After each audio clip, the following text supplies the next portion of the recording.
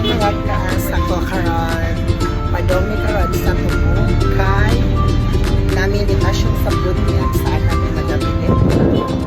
So see you there. Let's go. Pero in fairness no, mga kaasa ko karon is may gani ni si Madam Edeta kay very generosity kaayo. Yes.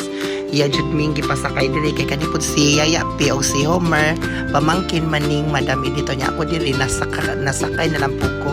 So mao ni among sitwasyon kay padong naman mi sa tubog. So relax ra kaayo mi mga kaasa ko karon. So look so finally di anami sa tubog. Yes. So ingani ra jud ang among kahimtang kay namin invitation. Hello mga kaasa ko karon is padong na miss sa among atinan og bunyag kay na ay bakals. So atong abangan kung unsa kabungga ang ating taon nga to mga kaasa ko karon.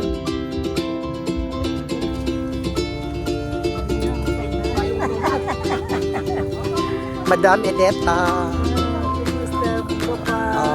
As Madam Edeta ko kauban mga kaasa ko karon.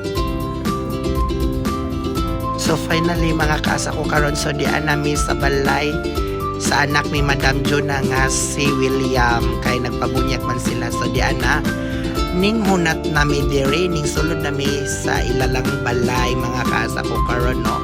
So abang-abang na lang mo din ako kung sa among sudan char bitaw oy. O diara mga kaasa ko karon in fairness mukuha nami diri kay That's Landraman. Yes. So, let's go. O, di ara gila mga sudan mga kaasa ko karon. Unya, di ara ning kaon ako diri mga kaasa ko kaya gusto naman ko kaayo. So, maurat to. Thank you for watching. Have a nice day. God bless. Love you all.